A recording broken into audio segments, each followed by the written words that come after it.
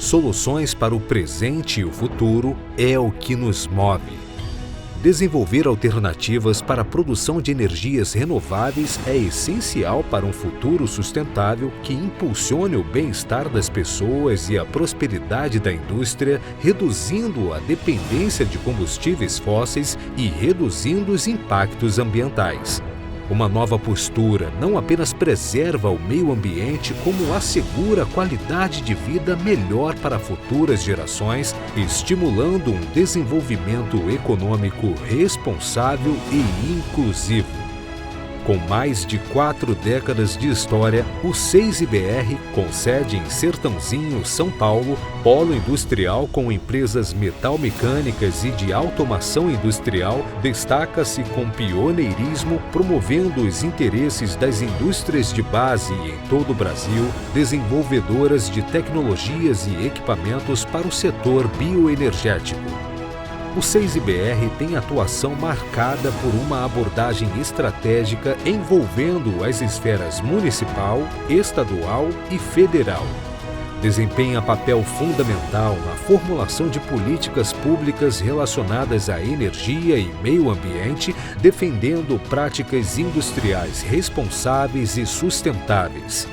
Sua expertise técnica e sua capacidade de mobilização têm contribuído para moldar o debate em torno de questões cruciais como a diversificação da matriz energética, a redução das emissões de gases de efeito estufa e a promoção do desenvolvimento não apenas técnico, mas também na gestão de pessoas. É apoiador oficial da FenaSucro e Agrocana, a maior feira de bioenergia do mundo e conhecida por ser referência no lançamento de tecnologias e inovações para o setor. O evento reúne anualmente milhares de profissionais de usinas, indústrias de alimentos e bebidas, papel e celulose, transporte e logística, petróleo e gás e distribuidoras e comercializadoras de energia do Brasil e do mundo. 6IBR, incentivando novas alternativas para um futuro sustentável. Olá, está começando mais um episódio do nosso podcast CPL Bioenergia 6IBR, realizado pelo 6IBR, Centro Nacional das Indústrias do Setor Sucroenergético e Biocombustíveis, com apoio do programa SP Produz, da Secretaria de Desenvolvimento Econômico do Governo Estadual. Bom, hoje nosso tema é reforma tributária. Comigo, corpo aqui de advogados presentes, por favor coloque na geral, Nicolas aqui. Vou começar ao meu lado, a doutora Ana Paula Mendonça, advogada há 11 anos, especialista em gestão patrimonial e há 5 anos gestora do escritório Mendonça Advogados. Muito obrigado por ter aceito o nosso convite. Obrigada a vocês. Bom, aqui doutor Leandro Galícia de Oliveira, mestrando em Direito Coletivo e Cidadania, linha de pesquisa, proteção e direitos coletivos pela Universidade de Ribeirão Preto, né, o NAER e o NAERP também. E, bom, Leandro, advogado que faz parte também do corpo lá do 6, seja muito bem-vindo. Obrigado pela oportunidade. Vamos conversar um pouco sobre a reforma, sobre as atualizações aí, tudo. Ao seu lado, Fábio Beneghini, contador desde 2005, sócio-diretor da Prison Contabilidade desde 2009. Muito obrigado, Fábio. Gabriel, boa noite. Vamos bater papo hoje. Bom, para a gente começar, doutor Leandro, vou começar por você, para a gente fazer um resumo do que está sendo tramitado, da aprovação da reforma tributária. Queria que você já começasse dando esse pequeno release para nós de como está. Bom, a reforma tributária é a emenda constitucional 132, que ela foi aprovada em 2023, e ela trouxe ali uma série de alterações na legislação que basicamente nós excluímos 5 tributos e criamos 2. Então a gente excluiu o ISS, o ICMS, o PIS, o COFINS e o IPI. E em substituição a esse nós vamos ter o IBS, que é o Imposto sobre Bens e Serviços, e a CBS, que é a Contribuição sobre Bens e Serviços. O IBS é de competência conjunta estadual e municipal e o CBS é de competência federal.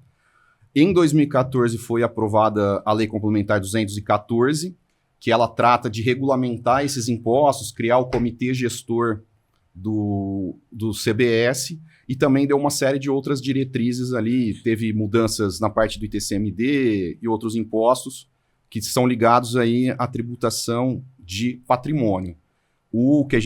A reforma mesmo agora, o que ela focou foi a tributação sobre o consumo, né? E a 214, se eu não me engano, é para começar em 2026, mas ela quer estar completa em 2033, não é? Isso, ela tem todo um prazo de transição. Então, assim, ó, já em 2026, o que a gente vai ter? A gente já vai ter a arrecadação de 0,9 de IBS e de 0,1 de CBS, tá? Em substituição desse percentual, vai ser descontado o PIS e COFINS. Só que assim, não é que vai ter um início de arrecadação. Em 2026 é previsto que seja feito os lançamentos e a escrita fiscal. E aí existe uma previsão na lei complementar de que se o contribuinte, durante esse ano, ele cumprir todas as obrigações acessórias que vão ser impostas, ele pode ser isento desse pagamento. Então, assim, tem uma condicionante ali ainda para a questão se vai ter arrecadação ou não. Mas em 2027 começa a vigorar. E aí, nessa questão até 2033 é a implantação plena, né? Sim, aí a gente... O que muda de 2027 até 2033? É a gradação. Então, você vai começar aumentando Sim. a tributação do IBS, do CBS e reduzindo dos outros tributos. Principalmente, o primeiro caminho é reduzir do PIS e da COFINS. E depois vai ter a transição para o ICMS e para o ISS. E em 2027, por exemplo, o IPI já vai estar zerado. Tá. Doutora Ana, a visão de vocês do escritório muda para a população, assim, para todo mundo que arrecada, né? É uma mudança que pega todo mundo já esperava, não esperava? Como é que você vê essa reforma tributária? Então, na realidade, a reforma tributária ela foi por muito tempo desejada, né? Então, o que a gente vê agora, com todas as alterações e com o que vem aí em breve entrar em vigência para a gente, esperava-se maior eficiência. O que a gente tem visto, além desse foco na eficiência, é um grupo de empresários que ainda tem muitas dúvidas em como essa transição vai ser feita. Lá no escritório, como a gente trabalha com planejamento patrimonial, a gente tem pensado em eficiência tributária, como a gente pode ajudar esses empresários a planejarem seu patrimônio para que haja uma diminuição dessa carga tributária e eles não sejam assustados com todas as mudanças que vêm por aí. Então, quando a gente está falando aí de planejamento tributário, quanto mais cedo a gente pensar em estruturar tudo que precisa ser estruturado, a gente vai pagar menos ITCMD, porque agora o ITCMD, já vou entrando até mais a fundo, o ITCMD agora necessariamente ele vai ser progressivo, então necessariamente as alíquotas elas terão que variar de 4% a 8%, sendo que há projetos de lei para que chegue até 16%. Não acredito que isso seja provável que acontecerá, mas quando a gente está falando de pagamento de ITCMD, a gente está falando de que na base de cálculo, que hoje seria o patrimônio líquido, com a reforma tributária será o valor de mercado, pensando em holdings ainda, somado a fundo de comércio, que é o valor da sua marca, o valor do seu nome empresarial, enfim, tudo que vem junto com a sua empresa. Então, aumenta consideravelmente, não só a alíquota, mas a base de cálculo também. E a hora que você traz essa questão do pessoal ainda estar entendendo, então eu vou um pouco para a contabilidade. Maravilha. Tem gente que já te procurou, tem gente que ainda está na dúvida, tem gente que já mudou isso antes de acontecer. A reforma tributária, complementando o que o doutor Leandro, a doutora Ana Paula acabou de nos trazer aí, de inicial aí, a reforma tributária ela é algo que é uma mudança muito maior do que uma simples emissão de documento ou uma nova obrigação a cumprir. É uma mudança dorsal na forma de negócio das empresas. Então, vai mudar toda a formatação de negócio. Então, não se passa só pelo simples mudança na carga tributária ou nome de tributos. Então, como foi dito aí, CBS, IBS, não é só essa mudança. A gente tem diversos pontos onde vai mudar a forma de comércio. Então, os empresários, eles precisam se ater a isso. A gente vem trazendo informações referente à reforma tributária ao nosso cliente desde 2024. Então, a gente vem preparando o nosso cliente para que ele consiga suportar todo esse período de transição que não será fácil entre fazer o modo atual e o novo modelo. E ainda mais nesses percentuais que vão ser gradativos. Então, o que fica para mim dessa reforma é exatamente isso. O empresário, e não só o empresário, o trabalhador em geral, o profissional em geral, e não só os profissionais da contabilidade, que é o principal, é o protagonista da reforma tributária, o profissional da contabilidade, o contador. Mas os profissionais que atuam na área administrativa, custos, compra, venda, formação de preço, e o próprio gestor. Então, eu vejo a reforma tributária como um divisor de águas aí, e o empresário ele precisa estar atento a isso.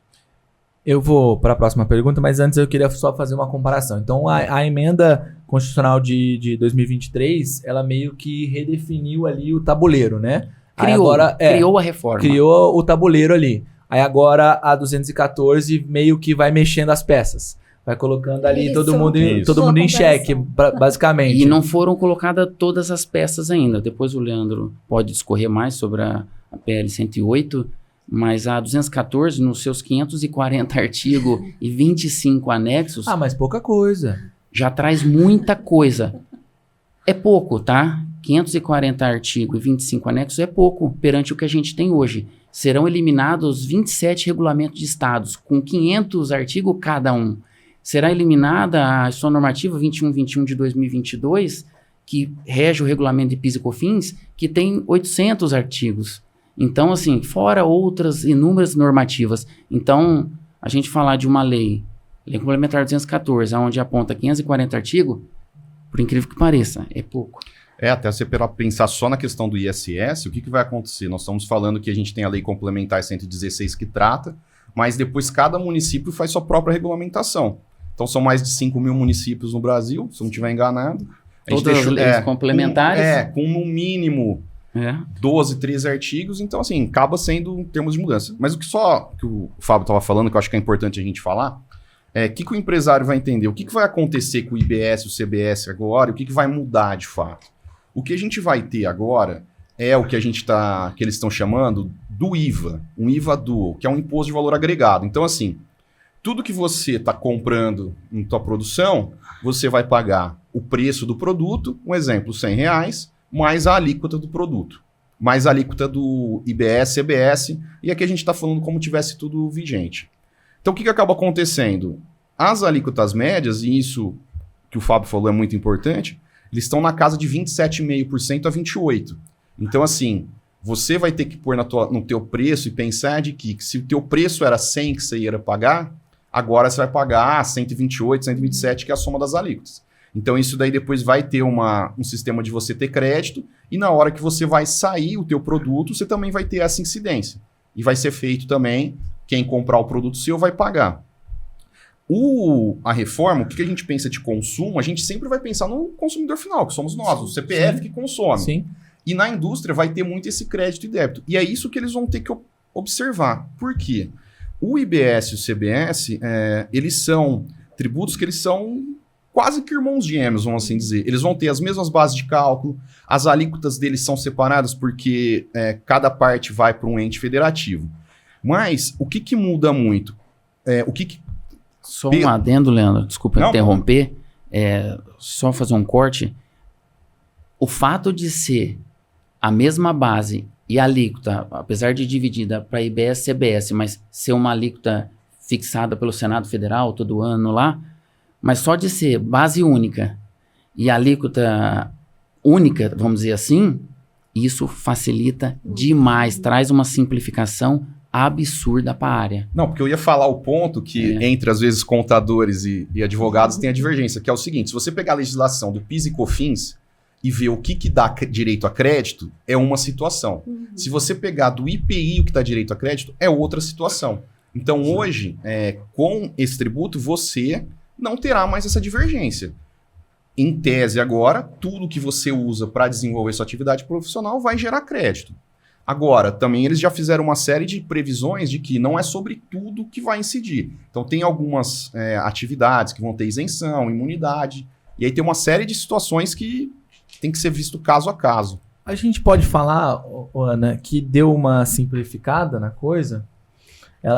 Vamos usar, como o Leandro falou, para quem está ali no consumidor final, no CPF que vai comprar, para entender a reforma tributária, ela simplificou? Ou para o empresário ela simplificou?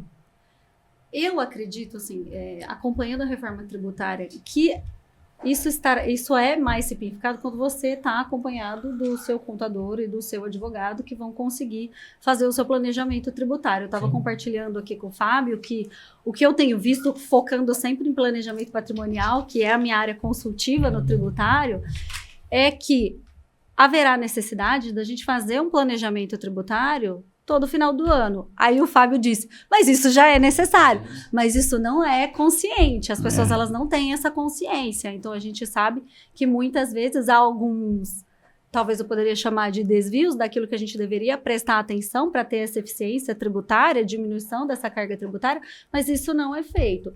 Então, por exemplo, o Fábio também ele compartilhou comigo um artigo que saiu do Valor Econômico a respeito do Airbnb e como as pessoas físicas deveriam agora reestruturar a operação delas de locação a depender do valor e da quantidade de imóveis. Exato. Então, a gente sabe aí, o Fábio, quando uma pessoa física ela está ali locando os imóveis, se ela tem um valor anual que ela recebe superior a R$240 mil e possui 3 imóveis, necessariamente ela vai ser contribuinte do IBS e do CBS. Mesmo então, não tendo um CNPJ. Mesmo não tendo um CNPJ, sendo uma pessoa física. Mesmo pessoa física. Mesmo pessoa física pode ser contribuinte. E aí a gente vai além. Eu acho que a gente vai ter que mandar esse vídeo para uma galera, então o pessoal... Não, mas só, desculpa interromper, mas o ponto da locação, a gente está falando aqui, você pode estar pensando em Airbnb. Mas e o pessoal da indústria que, às vezes, o imóvel não é próprio, é locado? Quem que é o proprietário do imóvel vai estar atrelado nessa questão. E mais, imagine que uma holding patrimonial, porque hoje a gente sabe que tem essa consciência, muitas empresas, muitas famílias têm holding patrimonial. Sim. E aí você disponibiliza o imóvel da holding para um primo. Isso vai ser fato gerador, porque o fato gerador agora, ele aumenta, ele não é simples, a gente não vai analisar simplesmente receita, simplesmente faturamento. A gente vai analisar disponibilização de bens, cessão de bens. Vamos aprofundar mais um pouco isso daí? À vontade, claro. É muito legal. Vamos lá. Já que nós entramos nessa seara, vamos lá. Dr. Leandro tem 4 casas. Uma ele mora e ele tem mais 3 locadas. Dr. Leandro recebe esses valores por Pix, em dinheiro em espécie, não declara, nem um lado e nem o outro declara. Só que ambos, os 3 inquilinos e o Dr. Leandro, faz a declaração de imposto de renda. O Dr. Leandro coloca o endereço dele. Perfeito. Os inquilinos colocam o endereço da casa A, B e C, que é do Leandro, que está lá na declaração dele. A Receita já tem um dispositivo para visualizar que um inquilino, uma pessoa, mora no endereço residencial do bem que está na declaração dele e não vê pagamento de aluguel nem da pessoa e nem o recebimento do Dr. Leandro. Então, gente, está se começando a ficar muito fácil de descobrir esse tipo de situações. Então, assim, só quis trazer esse adendo, fora o lance aí a notícia a nota do Valor Econômico, que traz essa patrimonial, das empresas patrimoniais, porque, assim, pessoal, empresário, as famílias vão ter que se estruturar quanto a isso. Só um segundo ponto da pergunta que você fez sobre vai simplificar por empresário, a reforma, coisa e tal, só retornando um pouquinho. Vai, lá em 33. O período de transição será um período complexo, turbulento, aonde só os fortes sobreviverão. Através de o quê? De um bom suporte, de profissionais capacitados dando suporte. A reforma veio para simplificar. Realmente ela vai trazer diversos dispositivos aonde simplifica o trabalho. Só que agora É o que a gente estava conversando aqui anteriormente, e aí a gente não está falando apenas de pessoas físicas, de pessoas jurídicas, não. Os contribuintes, né, as pessoas, as empresas. A gente está falando de profissionais liberais, de sociedades de advogados. Quem não estiver se atualizando também tá aí. Não serão só empresas, né? Os profissionais que não se atualizar quanto a isso, contadores, advogados, enfim, administradores, não vão conseguir perdurar no mercado. Essa questão que vocês trouxeram, por exemplo, do Airbnb, tem relação, por exemplo, às vezes não é de fato o contrato, mas tem o primo que mora na casa de alguém. Então, isso pode gerar um vínculo também? Sim, é isso que o Fábio explicou. Por exemplo, a Receita ela trabalha com cruzamento de informações. Então, o que eles vão fazer nesse caso? Você, na sua declaração de imposto de renda, você coloca o endereço que você mora. Sim. Se você é dono de um imóvel, você vai lá na ficha de bens e direitos e você vai colocar que você é dono daquele imóvel, vai pôr o endereço, põe a matrícula do cartório. Hoje você é obrigado, até para transmitir a declaração, colocar todos os dados. Coloca, inclusive, para você ter uma ideia, o cadastro do IPTU do imóvel. Sim, sim. Entendeu? Então você faz isso. Então você imagina que a Receita agora, o que ela consegue ler? Ela consegue ler o endereço de quem está declarando e ela consegue, dentro da declaração de imposto de renda de todo mundo, declarar todos os endereços dos imóveis. Aí unifica. Aí cruza. Uhum. E aí o que a doutora Ana Paula falou, que é importante ressaltar, é que assim, você faz, eu deixei meu primo morar eu cheguei uma nesse sessão, mesmo que é título gratuito, vai ter a geração. Então, eu cheguei nesse ponto porque você tem a questão contratual como uma imobiliária ou o Airbnb, enfim, mas tem muita gente que não tem essa questão contratual. Sim. Né? E aí, até que ponto isso vai ser... Isso a Receita não tem esse acesso, se é contratual ou não, entendeu? Aí vamos lá, o Fábio pode falar na prática. Eu tenho remédio para isso. Remédio não, né? Na verdade, vai ser uma dor isso. Por quê? Vamos supor que você alugue para um primo ou para um amigo ou para alguém. Uhum. Não importa, eu cedi a casa lá gratuitamente para ele. Ok, não tem problema nenhum. Eu não quero cobrar dele. O governo quer o imposto. Que é a parte dele. Única ressalva que vai ter, até então, que está se modulando para isso, já está em pauta, é o quê? Primeira linha. Eu ponho meu filho. Ah, sim.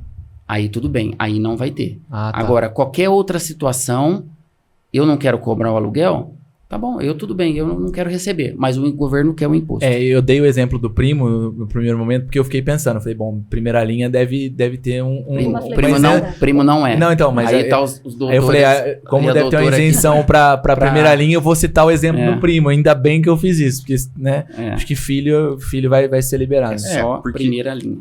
Mas mesmo assim, por exemplo, vamos só para mudar um pouquinho assim. A gente tem o PLP 108, que é o projeto de lei complementar, que ele vai também ajudar a regulamentar outros dispositivos ainda da reforma constitucional. E o que acontece, por exemplo? Ele foi aprovado até no Senado e voltou para tramitar na Câmara. Agora a Câmara precisa votar as alterações do Senado. Em aprovando, segue para a sanção presidencial. Mas, por exemplo, o que tinha lá do PLP que é importante dizer? Tinha já uma discussão de que, por exemplo, o empresário ele tem um contrato de empréstimo no banco. Esse contrato ele vai e negocia com deságio. Então ele devia R$1 milhão, fez uma negociação para pagar 100 mil e o banco aceitou. Os 900 mil, pela legislação que a gente tem agora em vigor com a reforma constitucional, você pagaria o ITCMD sobre os 900 mil, porque eles entendem que é como se fosse uma doação. Eles estão fazendo uma equiparação, esse deságio, a uma doação. E aí, o que já no projeto de lei fizeram agora? Vetaram isso. E aí, mas assim, ainda tem algumas partes de como é feita a transação. Se for uma dívida aí já entre familiares, aí vai ter a incidência do ITCMD. Mas se for a relação entre bancos, entre credores ali, vamos dizer assim, que cada um explora uma atividade econômica, a princípio não vai ter. Mas é que estão tendo muitas mudanças em várias áreas, né? Então, no consumo, através dessa alteração da legislação, a gente tem alteração no ITCMD, que faz a questão da relação da parte patrimonial e de bens e de patrimônio. E aí a gente também tem nesse meio todo ainda as reformas da renda que ainda estão sendo Sim. discutidas, mas essas aí estão, vamos dizer assim, elas estão um pouco mais devagar porque precisa regulamentar o que já tem até agora, né? E quando a gente fala, principalmente na questão patrimonial, o que vai mudar principalmente nessa questão de fluxo de caixa? Eu acho que a gente, não sei se depois a gente vai falar você falou da questão de 27% do preço, da compra e da venda, eu também tenho essa dúvida, mas eu acho que depois deixa a gente primeiro falar de fluxo de caixa, porque assim, a precificação vai mudar completamente do produto. Porque você vai ter uma taxa na compra e uma taxa na sua venda, né? Mas principalmente para o patrimônio, assim, para fazer toda essa transação, muda muito? Então, quando a gente está falando de gestão patrimonial, a gente precisa entender qual o patrimônio da família para entender qual a solução ideal para ela. Então, não necessariamente eu vou falar de IBS e CBS. Então, por exemplo, vamos pensar numa família aí que tem 50 milhões em ativo, monetário mesmo, investimento. Qual é a melhor solução para ela? A melhor solução para ela pode ser um fundo multimercados, por exemplo. A gente tem que pensar no custo e no benefício que isso vai ter, porque o fundo é muito custoso. Aí sim a gente está falando de IBS, CBS, e a gente precisaria calcular, porque é algo muito detalhado. Quando a gente está falando, por exemplo, a gente tem alguns clientes no escritório que trouxeram uma holding patrimonial. Eles fizeram uma organização inicial e estão vindo para revisar. É uma família que os 3 irmãos não conversam. Então, como é que eu posso dar continuidade numa holding pensando em reforma tributária se a holding nada mais é do que uma sociedade para a organização de patrimônio? E numa sociedade, os sócios precisam dialogar. E se os irmãos não se dão bem, como é que eles vão dialogar? Então, não seria a melhor solução para essa família, por exemplo. Ou se a gente está falando de produtor rural, qual seria a melhor solução? A gente sabe que na pessoa física é mais eficiente a carga tributária. A gente está falando de 20%. Agora, se ele tem propriedades rurais, faz sentido a gente colocar numa holding? Faz. Então, isso vai depender muito da situação que é trazida pela família, para aí, então, a gente conseguir fazer essa organização. Qual a carga tributária de cada um? Qual vale mais a pena?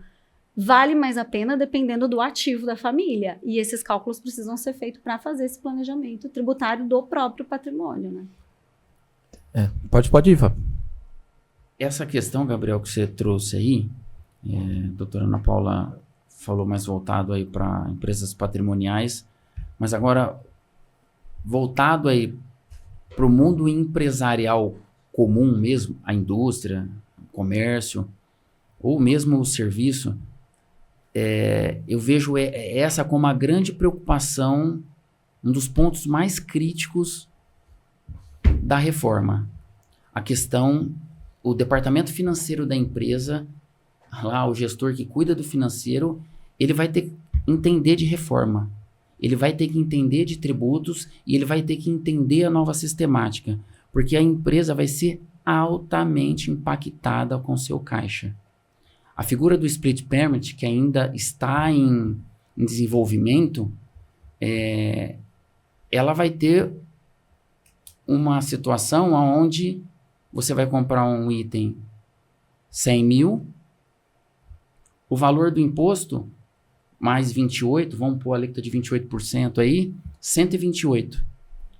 Você fez a venda, você ao receber, hoje você recebe os 128, porque o preço o valor do imposto está por dentro. Agora vai ser por fora, como é o IPI hoje. Então a gente pode ver aí como o IPI hoje é por fora. Produto 100 tem uma alíquota de 10%, 110. O futuro é esse, a formação de preço é essa. O Dr. Leandro até comentou, vai ser isso. Mas o que me deixa assim, com a figura do split payment é o quê? Eu fiz a nota 128. 28 mil é imposto, 100 mil é o produto. Na hora que o meu cliente for efetuar o pagamento, 100 mil vem para o meu caixa. 28 já vai direto para o governo. Você já imaginou a operação do mês todo da empresa? Todos os impostos, tipo, eu recebo lá no dia 2 do mês, eu recebo esses 128. Hoje é assim. Eu vou pagar o imposto dia 25 do outro mês. Então eu fico com esses 28 mil, 40 dias com ele. Eu trabalho com esse dinheiro, ele passa pela minha mão. Só que o futuro não vai ser assim. O que vai ser? eu vou ficar sem esse valor. Então, no mês, o meu caixa, o meu departamento financeiro, o que ele vai ter? Ele vai ter uma redução do volume em espécie, girando pela empresa. E outra coisa, com a formação de preço, até então, o preço vai mudar. O produto que eu compro por 100 mil hoje, uma compra de um lote, é uma coisa que eu compro por 100 mil reais, depois com a introdução da reforma, não vai mais ser mais 100 mil. Por quê? Porque como mudou, os impostos agora vão ser por fora, eu vou ter que fazer 2 atos. Primeiro, expurgar os impostos antigos e incluir os novos impostos. Ao fazer esse movimento, o que custava, um exemplo, tá? O que custava 100 mil vai passar a custar 110. Então, em janeiro de 27, aonde PIS e COFINS sai de cena e entra o CBS, isso já está valendo. E aí o que acontece? O grande problema do fluxo de caixa qual é? Em 26 é um ano piloto, onde vai ser feitas as demonstrações e tudo mais. Em 27, o PIS e o COFINS já está valendo. E o IS com o IPI, que é o imposto seletivo junto. Isso já entra em 27. A empresa, nesse período, ela vai ter que ter um caixa, uma gordura de caixa, porque os 3 primeiros meses, se ela não tiver uma gordura de caixa, ela vai ter que ir no mercado buscar dinheiro para não parar a operação dela, para não parar o giro dela. É porque, às vezes, eu imagino o seguinte, às vezes a pessoa que recebe, você falou de receber 128 no dia 2 para fazer o pagamento só no dia 25 do outro mês. Aquele dinheiro, ele rende. O 28 ele está rendendo. Rende e ele pode usar para outras coisas. Exatamente. E a partir do momento que mudar, então dia 28, no dia 2 só entra 100. Exato. Então 28 já era. Então render de 128, mesmo que seja 1%, é diferente de render de 100. Com certeza. Exatamente. Então a empresa acaba perdendo ali também. O capital de giro literalmente diminui, né? E é a operação. Todas as empresas sabem que o giro ali ele é importante. Sim. Ver aquele furo no fluxo de caixa. E hoje, com a taxa de juros que o nosso país enfrenta, sim, uma empresa precisando recorrer a um capital de giro, ela vai jogar um juros altíssimo na operação, comendo a margem da empresa. Uhum. Então, assim, essa questão do fluxo de caixa, eu vejo como um ponto perigosíssimo, onde o empresário ele precisa de suporte nessa questão. E o que vai amenizar isso é o quê? Um bom final de 25 e um bom primeiro semestre de 26. Ele tem que estar assessorado para fazer a lição de casa, para em 27 ele não sofrer esses impactos de forma brutal. Mas preocupa mais o pequeno e médio ou o grande também? Todos. É que Todos. eu fico imaginando assim, Todos. Pequeno e médio empresário, o fluxo de caixa é algo ainda mais delicado. Então, e quem trabalha B2B é o que mais preocupa, tá? Aquele que vende consumidor, B2C, ele não vai ficar naquele lance que é um outro ponto, que é crédito amplo, ele não vai ter ele não vai ficar nessa ânsia por nota fiscal, uhum, porque o futuro com a reforma agora é esse, né? Às vezes, tem aquelas operações sem documento fiscal. Agora não. Agora simplesmente virou o quê? A luta por nota fiscal. Nota fiscal vale dinheiro. Nota fiscal é mexer no fluxo de caixa porque o crédito é amplo. Então, assim, todos esses pilares mexem muito com o fluxo. E nesse ponto do crédito, o que é bom dar um destaque é o seguinte. A regra que a gente tem hoje de PIS, COFINS e IPI para você se creditar é de você ter na cadeia anterior. sim, Você não precisaria ter o recolhimento do imposto. uhum, Agora, da emenda constitucional que teve, do IBS e CBS, para você ter o crédito, tem que ser o pagamento da etapa anterior. Então, assim, cada contribuinte vira um fiscal do teu fornecedor, porque apesar que com o Split Payment vai ser mais difícil não ter a retenção e não ter a arrecadação, mas também você só vai ter direito a ter o crédito por conta do recolhimento. Então você vai ter que tomar cuidado com isso. A questão de empresas, por exemplo, que trabalham com mão de obra, eu vou dar um exemplo aqui, uma construtora que trabalha com o pessoal da obra. Faz o pagamento para a pessoa, às vezes por via Pix, e essa pessoa às vezes não tem um CNPJ, um pedreiro, sei lá. Como que fica essa situação? Para pessoa física, nesse sentido, não vai ter nenhuma influência no momento. Por quê? O funcionário ali que está recebendo dinheiro, ele vai ver a incidência do IBS-CBS na hora que ele for comprar qualquer coisa no mercado. Por quê? Porque um dos pilares também é a transparência, que é um dos princípios da reforma constitucional. Então, o que acontece? Hoje, nós já vemos em toda a nota que tem lá, mais ou menos, a base de cálculo dos tributos. Sim. Agora, você vai saber isso. Então, você, a hora que for pagar, você também vai estar pagando isso. Vou estar pagando R$100 mais esse valor do IBS-CBS. O que vai acontecer para a gente, pessoa física, é isso. Então, mas aí, no caso, por exemplo, será que até essa luta por nota fiscal, será que as empresas também não vão querer que essas pessoas tenham CNPJ para prestação de nota? Então, isso daí já... Se você for ver... Esse sim. daí... Aí, pô, já vamos criar, então vamos... É um ponto polêmico, esse aí é os advogados trabalhistas, né? Porque a partir do momento que a pessoa cumpre uma função ali de funcionário, ela tem que ser registrada. Isso. Fala muito na você terceirização, tem que ter subordinação, todas aquelas regrinhas. Periodicidade. Então aí a gente entra numa outra seara, né? Onde que tem a lei trabalhista que encarrega de tudo isso.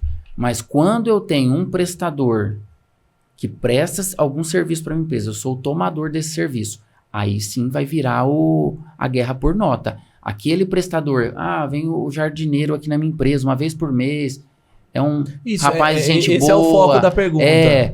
Sempre está aqui conosco, sempre fez certinho o trabalho, pessoal que limpa o ar, sempre estão aqui, tudo certinho, só que não tem nota. É o tiozinho ali da esquina, aquela... Agora, se eu quiser diminuir o custo da minha empresa com o pilar de crédito amplo, que agora tudo pode, não tem mais a regra que é hoje. Isso pode e isso não pode. E ainda tem a zona cinzenta no meio, que os advogados adoram. Agora é crédito amplo, tudo pode.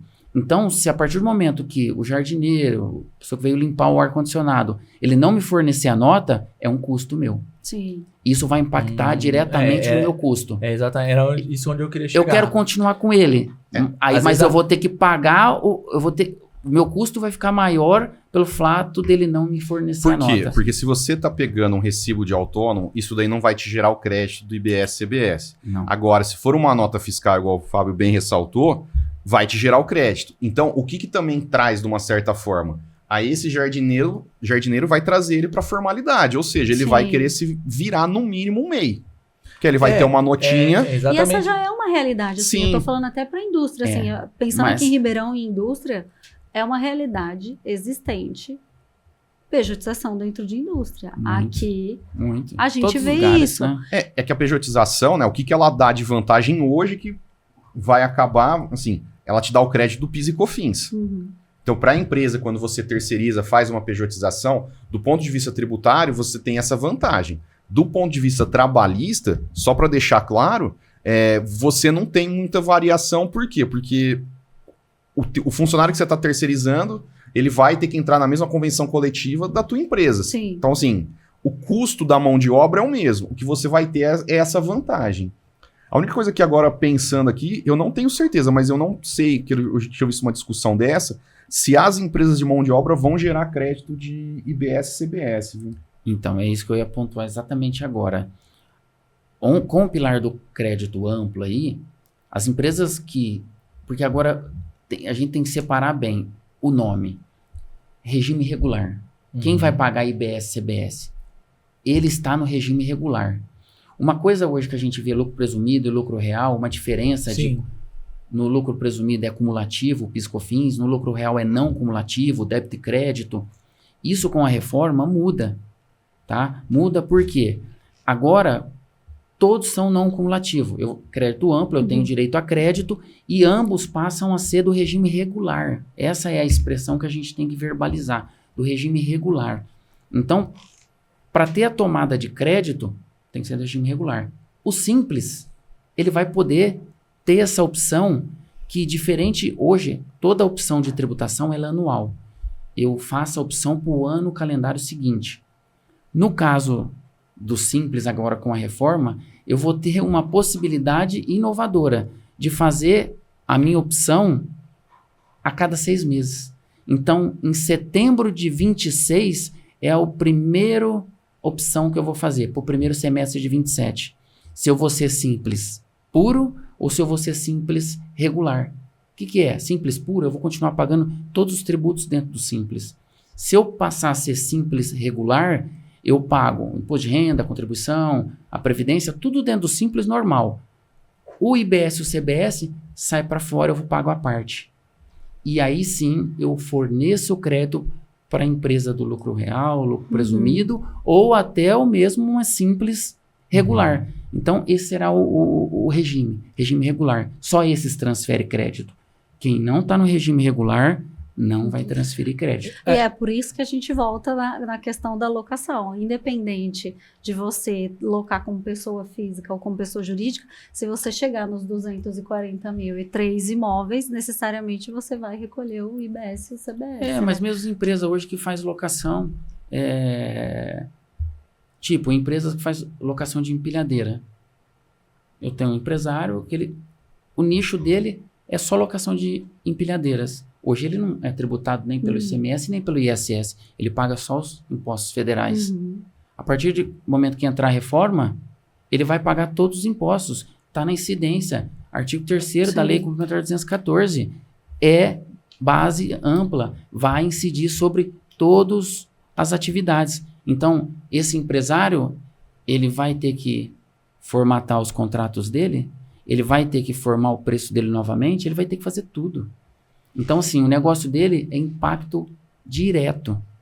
Ou ele se estrutura agora, ou não vai ter mais jeito. E outra coisa, todo mundo que toma o serviço dele de locação é empresa. Aí a empresa vai querer o crédito, e ele vai tomar o crédito dessa locação. Essa, na verdade, a minha pergunta do pequeno e médio é porque, pelo que a gente já sabe existente no Brasil, tem aquelas empresas que é o pai, a mãe, os filhos e 2 funcionários. Que às vezes não tem uma pessoa para fazer a contabilidade.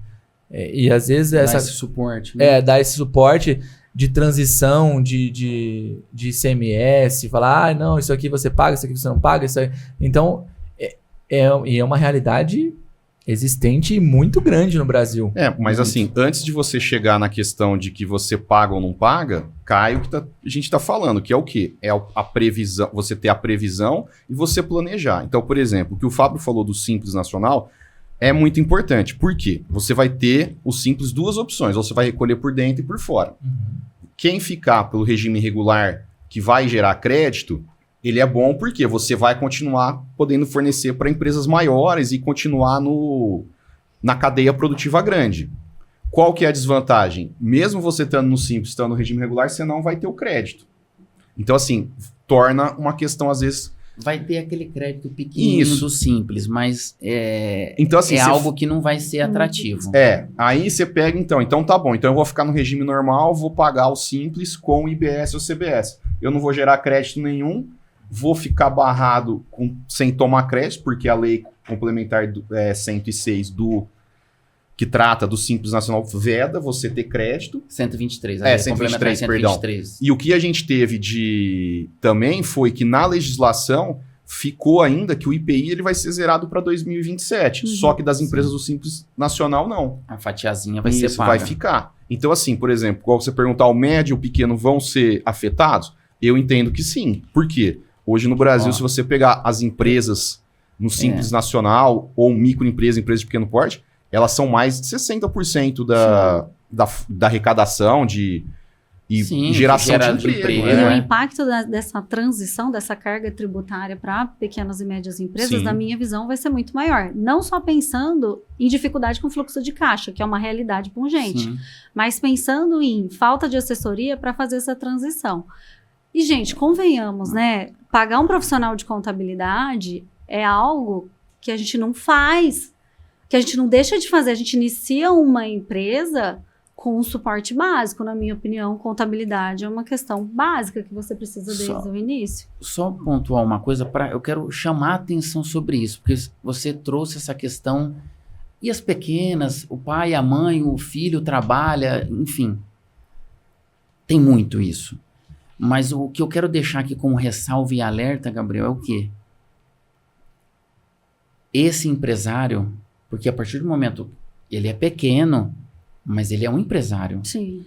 Ele tem que se conscientizar dessa mudança.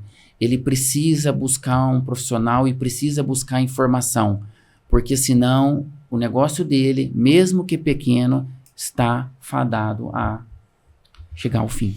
Posso só Precisa se conscientizar. O que o Fábio está falando? Isso eu vejo no meu dia a dia no seguinte ponto. A gente trabalha com questão de administração de passivos, de negociações, transação. Aí chega o empresário lá que ele está com débito. Aí você pergunta, mas qual que é a origem do débito? Ele fala com o meu contador. Sim. Qual que é o resumo? Ele simplesmente pega os documentos fiscais dele, extrato do banco, manda para o contador. E fala, se vira. Quase isso. Se vira. Só que aí o que ele tem que fazer? Ele tem que pegar a nota fiscal A, ele tem que avisar pro contador se isso é um insumo, se isso foi um consumível. Então, assim, tem uma série de medidas que não basta, não é o contador que vai adivinhar pela experiência, precisa do empresário. Então, isso que o Fábio falou de novo é importante em qual aspecto? No aspecto que os empresários, aqueles que estão desenvolvendo atividade econômica, a gente vai ter que sair dessa questão de que, não, eu que corro atrás, eu fecho, sou pequeno, não. E até porque tem alguns pequenos que tiram 50 mil reais por mês. Então, e aí eu tava até pesquisando aqui, porque eu falei assim, deve ter alguma coisa nessa questão do pequeno que tem um aporte grande que entra no mês ou no ano, mas o cara às vezes igual a gente tava falando, é uma questão familiar, uma fazenda, o cara, sei lá... Facilmente você tira 50 mil. Entendeu? Você vende pro mercado uma hortaliça, enfim. Sim, mas você não vai longe. Você pega um comércio de rua mesmo aqui, em qualquer cidade que você esteja, você tem comércios aí que a gente fatura mais de 60, 70 mil reais por mês. Entendeu? Eu sei, faturamento não é lucro, mas o que eu quero dizer é o seguinte, ele tem um movimento considerável que ele vai ter que sentar e olhar mais. Eu falo isso porque, assim, eu vou até vocês deram um exemplo da Airbnb, tem agora é food truck, né? Antes era carrinho de cachorro-quente, mas tem um food truck que é próximo ali onde eu moro, e é um giro, principalmente de iFood, gigantesco, é algo que agora eles estão trocando até o food truck para maior, só que, assim... a mãe, as duas filhas, o pai e o irmão do pai. E eu não sei se eles fazem uma contabilidade disso, porque, assim, você só vê o fluxo, mas é um fluxo absurdo.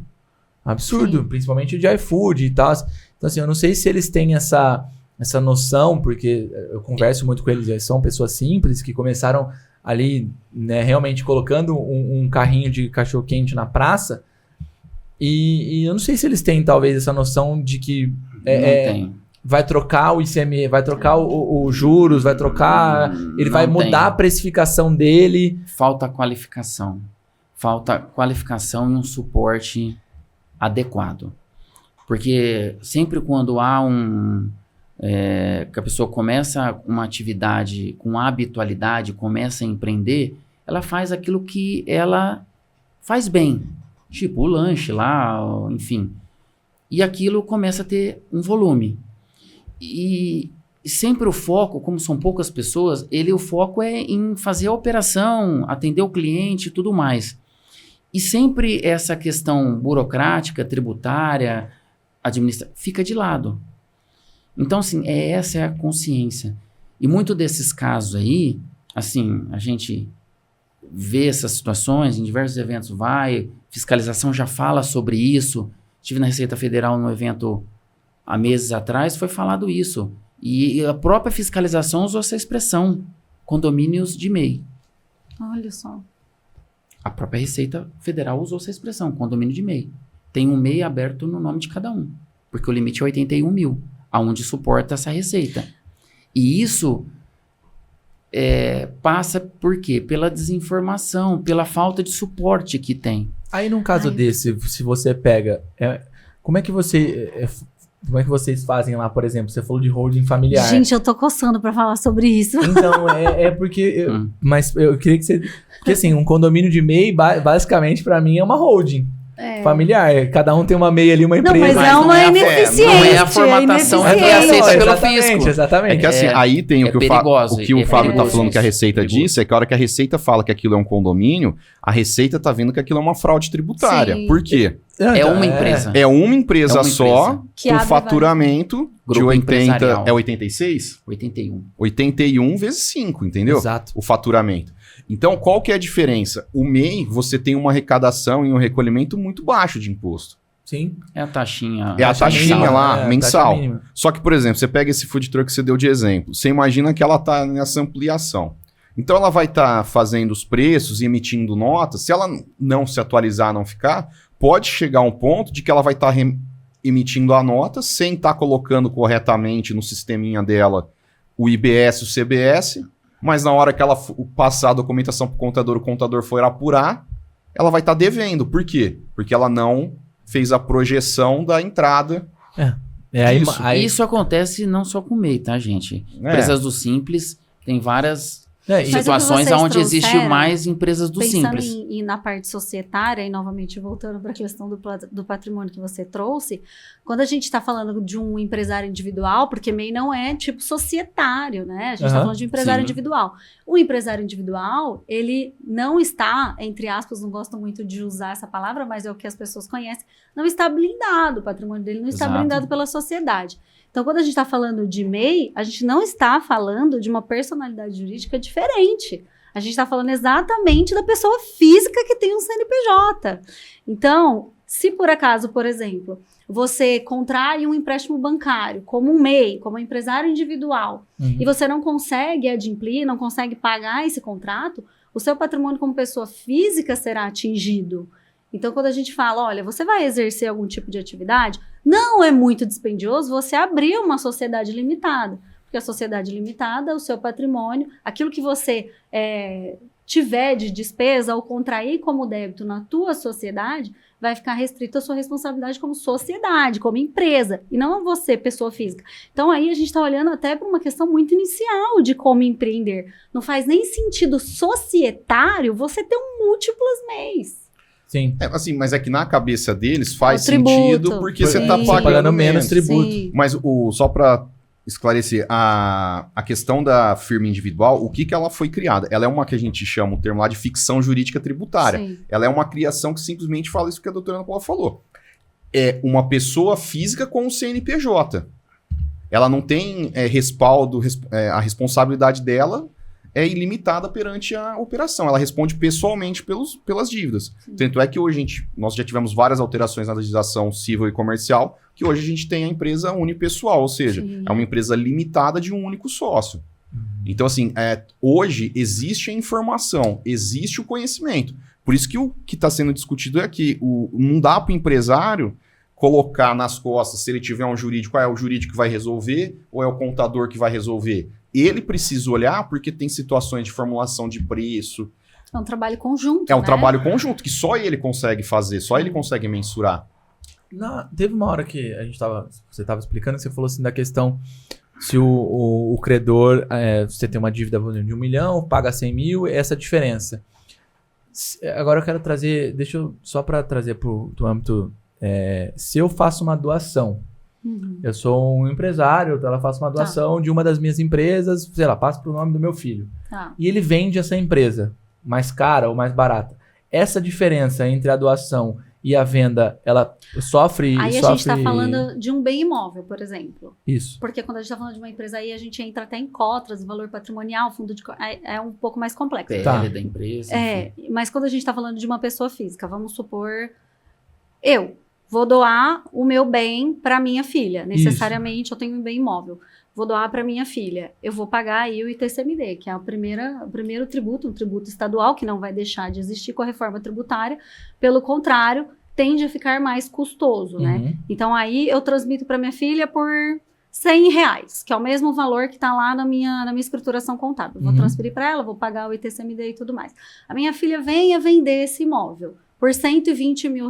Aí ela vai pagar a diferença no imposto de renda, que é o imposto de renda sobre ganho de capital. Então tem mais um custo. Tem, se ela for repassar para frente, tem. São 2 tributos diferentes, Isso. em cada momento. Isso, ICMD isso. no primeiro momento da doação Isso, e depois e do depois ganho de na capital, venda. Na como a venda. doutora falou, o imposto de renda. Mas nesse ponto que você está falando, aqui no estado de São Paulo, a gente teve uma operação da Secretaria da Receita Estadual chamada LOC, que era o seguinte, que você tinha a empresa e você passava para o teu filho. E é aquilo que a gente falou, o que eles fizeram? As cotas. As cotas, pelo valor de Sem face pagar o que tinha lá. ITCMD. Sem pagar o ITCMD. Ah. Você falava que tinha vendido no contrato social.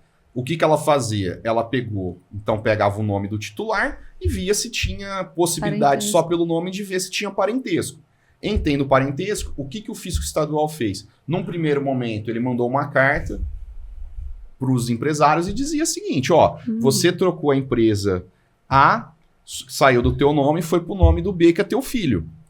Se essa não foi uma operação de compra e venda, regularize ela fazendo o recolhimento do ITCMD. E aí, quando a gente está falando de empresas, o que pega? O pessoal usa muito para falar que uma empresa vale pela cota só, às vezes. Que a cota, o que nada mais é? Quando você vai constituir a empresa, você faz a incorporação do capital social. Sim. Que é aquele valor, tem 100 mil, 1 milhão. Só que depois essa empresa, ela vai, com o passar dos anos, ela ganha patrimônio. E aí eu não estou falando só que ela vai ter bens ali dentro. Por exemplo, ela vai ter o nome, ela tem estoque muitas vezes, ela tem os próprios móveis, as coisas que ela compra. Então, tudo isso daí vai ajudar numa hora lá para fazer o patrimônio líquido. Então, o fisco estadual, ele também já fica nas transações empresariais para pegar o quê? Ele não quer que você faça a transação pelo valor Que ela vale. escriturário da cota, ela quer que você faça pelo valor do patrimônio líquido. E hoje no estado de São Paulo, na realidade, a gente consegue fazer a transferência dessas cotas de um filho para o outro pensando no valor que está lá. Eu integralizei o meu bem, valia R$100 mil, coloquei dentro da minha holding. Vamos supor que é uma holding só com um bem. Integralizei Não lá. é um condomínio de mês. Não é um condomínio de mês. Não Integralizei é a mesma com coisa. um imóvel de R$100 mil. A hora que eu for fazer essa transferência dessa cota e tudo mais, eu consigo ainda utilizar esse valor de R$100 mil. Eu não preciso utilizar o valor de mercado. Porque uma holding, ela existe hoje, ela vai adquirindo mais patrimônio, ela vai... Como uma empresa, né? Ela vai ganhando forma, ganhando e tudo corpo mais. ali. Isso. Ó, Então, ela vai ter o valor de mercado. O que a reforma tributária traz? Que para você fazer agora a doação dessas cotas, você precisa necessariamente olhar para o valor de mercado. Estado de Goiás. A gente tem holding de fazenda no estado de Goiás. No estado de Goiás já é o valor de mercado. Não me venha com o valor líquido, não. O patrimônio líquido não funciona.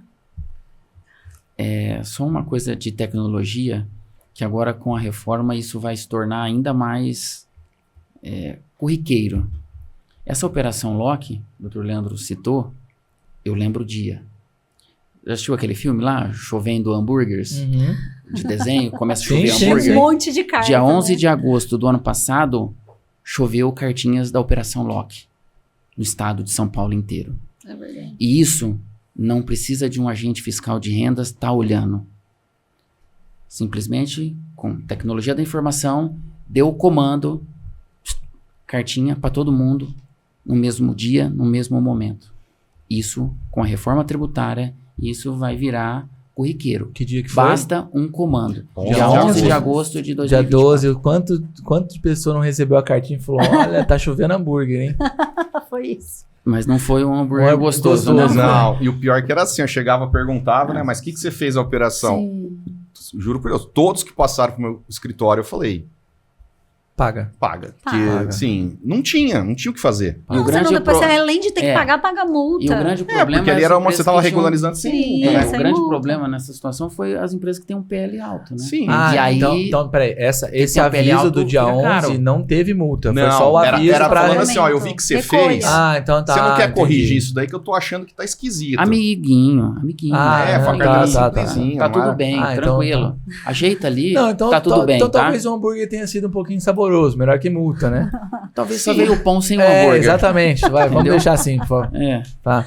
Mas assim, de tudo que a gente falou perante a grandiosidade do que vai ser essa reforma, Será que a gente conseguiu explanar tudo? Porque eu recebi no meu ponto eletrônico que tá acabando o programa. Olha, tudo é impossível. Impossível. Mas, Até assim, porque nem finalizou. Não, mas tudo que a gente Não tá sabe nem já. pronto. Tá. Eu só tenho um ponto para ressalvar, que agora é o primeiro passo. Só tenho isso, não sei. O que eu só queria ressalvar, assim, o que a gente tem visto, que a gente também, nós estamos estudando, não somos vamos dizer assim, os donos do saber. Então, assim, o que a gente escuta do pessoal que está lá operacionalizando, que está participando dos debates, é que a reforma, de fato, ela é ampla e muito grande.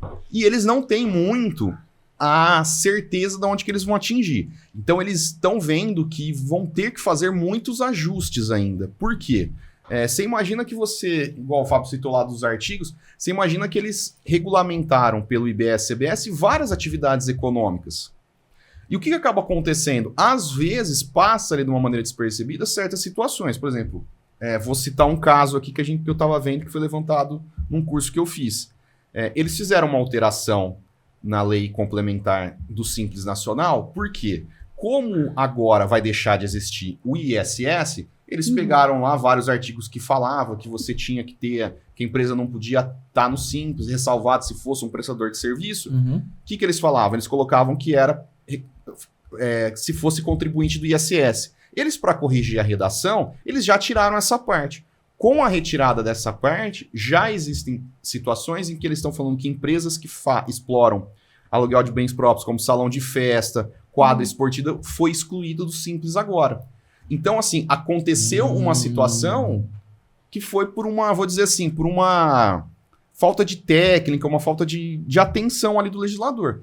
Então, é um momento que vai ter a transição, é importante estar por dentro, mas também, assim, a gente percebe de que quando você escuta das pessoas que participam, eles têm essa noção, que eles fizeram algo que é importante, mas eles sabem que vão ter que ajustar muita coisa ainda. De fato, assim, vai ter muito ajuste. Mas já tá pronta para começar? O silêncio me deixou um pouco preocupado. A gente tá precisando... O silêncio me deixou um pouco preocupado. Eu já diria, tá aí, a gente vai ter que se virar. A 108, que agora tá nas suas tramitações finais, ela vai trazer aquele recheio que falta. Mas vários pontos já tá totalmente definido. E assim, os prazos já estão aí. E uma coisa que eu ia fazer a ressalva é o quê? Já, porque agora 2026 tem 2 meses. Agora, no final do mês, a gente começa com os testes.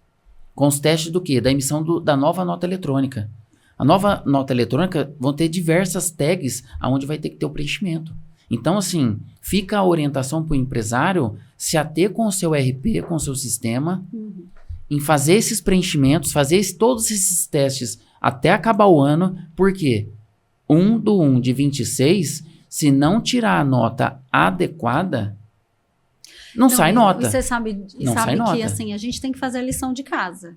Eu, como gestora do escritório, de verdade, gente, eu já contratei uma empresa especialista para fazer isso. Exato. Então, assim, eu de verdade. Só que você no papel... Para eles fazerem essa emissão também. Ana Paula, você no papel de empresária, você está fazendo o que é necessário. E é a Sim. ressalva que eu fiz no meio do bate-papo aqui. O empresário, ele não pode terceirizar uma situação. Ele que tem que ser um dos protagonistas, junto com o profissional da contabilidade, o contador, um advogado dando o suporte e fazer isso acontecer. A reforma, ela vem para minimizar toda essa complexidade que a gente tem hoje na tributação, que a nossa tributação é uma coxa de retalhos, uma coisa obsoleta. Então a reforma vem para tirar muitas mazelas. É a mil maravilha? Vai ser tudo perfeito? Não. Tem coisas que não tem jeito, tá? Tem coisas que não tem solução. Mas muitas coisas vão se resolver. Então agora é a hora de quê? De realmente as empresas, o empresário, realmente se profissionalizar. Buscar suporte e fazer do negócio dele realmente um negócio próspero. E para isso, assim, isso vai ser o único caminho, porque muita gente vai ficar pelo caminho. E eu vejo que vai ficar, empresas vão ficar pelo caminho e vários profissionais liberais vão ficar pelo caminho também. Então agora é um momento de realmente se profissionalizar. Porque agora vai mudar o jogo. Não vai ter mais aquela questão onde aquele concorrente meu, ele consegue ter um ganho por conta que ele tem um regime especial lá no estado dele, um benefício que eu não consigo ter, então ele se torna mais competitivo que eu. Não, isso não vai ter mais. Agora, a concorrência vai ser leal. E aí sim vai se tornar o quê? Quem tem o melhor produto, quem tem o melhor serviço, o melhor atendimento, quem tem a qualidade. Então, o empresário ele tem que entender isso. Eu vou pedir a palavra Claro. para deixar a sugestão para um próximo podcast. A Pode. gente precisa falar Então, de peraí, lucros e dividendos. Então, peraí. Então, você vai olhar para aquela câmera ali e vai fazer o seu adendo pro próximo podcast. E eu já tô... Aqui, ó, a produção já tá falando que já vai acontecer. Agora você pode fazer seu pedido. E eu vou deixar aqui uma sugestão para o nosso próximo podcast. A gente precisa falar sobre tributação de lucros e dividendos. É uma realidade que não existe hoje, mas vai existir a partir do ano que vem e em breve.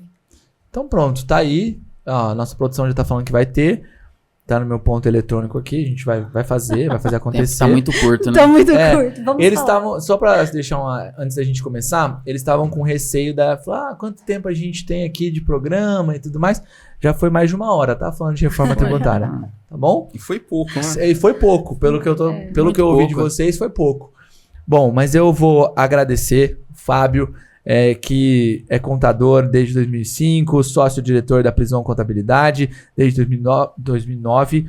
Fábio Beneghini, muito obrigado por ter aceito nosso convite. E que aula. Obrigado. Eu agradeço vocês, agradeço a casa, vocês e todo mundo, o Paulo, compartilhar a mesa com vocês aqui, doutor Leandro, doutora Ana Paula, Gabriel. Estou disposto, esperando o próximo. Doutor Leandro Galícia de Oliveira, né, tá sempre presente lá no SEISI com a gente. Muito obrigado por ter aceito nosso convite. Eu que agradeço mais uma vez a oportunidade de a gente poder participar, discutir um pouco da reforma tributária, falar da parte de tributação, que é uma das áreas do direito que eu mais gosto. Tá com o Fábio aqui, que a gente é colega, tem alguns clientes em comuns aí, a gente trabalha junto. E conhecer a doutora Ana Paula. Muito obrigado pela oportunidade mais uma vez. Bom, doutora Ana Paula Mendonça, né, gestora do escritório Mendonça Advogados, muito obrigado por ter aceito o nosso convite. E eu deixo aí, vou deixar a Ana Paula se despedir, porque eu tenho uma frase para vocês aí no final. Obrigada, pessoal. Um prazer poder compartilhar aí essa mesa com o Fábio, com o Leandro, com você, Gabriel. Obrigada. Muito obrigado. Obrigada ao SEISI por esse convite. É sempre muito prazeroso a gente poder discutir aí a alteração, né, legislativa e o que a gente pode fazer em prol das pessoas aí, como um todo, né, os empresários e tudo mais. Quando eu for fazer minha nota, eu ligo para vocês, tá bom? Eu vou ligar para vocês tirar dúvida. Ó, a gente se vê no próximo programa. Sugestão aceita, tá? Que é isso? Então, Vamos sugestão aceita. A gente se vê no próximo programa da CPL Bioenergia 6IBR. Até lá! O SP Produz é uma iniciativa do governo de São Paulo que vai transformar o desenvolvimento econômico regional. Uma cadeia produtiva local, CPL, é uma rede de agentes de um mesmo setor, unidos para cooperar e crescer juntos. Sob uma governança comum, colaboram entre si com entidades públicas e privadas, contribuindo para o desenvolvimento econômico local da sua região. O Programa Estadual de Desenvolvimento das Cadeias Produtivas Locais, SP Produz, estimula e fortalece as CPLs, promovendo a descentralização do desenvolvimento produtivo e a redução das desigualdades regionais. As CPLs reconhecidas recebem apoio técnico para aprimorar e fortalecer suas atividades e, dependendo do grau de maturidade, podem participar de editais de fomento para obter recursos para seus projetos de desenvolvimento. À medida que a CPL avança de nível, ela ganha acesso a novos benefícios. Os níveis de maturidade das CPL são: aglomerado produtivo, CPL em desenvolvimento, CPL consolidada e CPL madura. Formar uma CPL traz inúmeros benefícios: acesso a novos mercados, redução de custos, aumento da eficiência operacional e oportunidades de inovação. Pertencer a uma comunidade empresarial forte contribui para o crescimento dos negócios e da economia regional. A participação no SP Produz é simples e acessível. Basta seguir as etapas do edital de reconhecimento, que ocorrem de forma totalmente virtual por meio da plataforma SP Produz. Faça parte do programa. Vamos juntos fortalecer nossas cadeias produtivas e construir um futuro mais próspero para todos. Saiba mais em www.spproduz.sp.gov.br.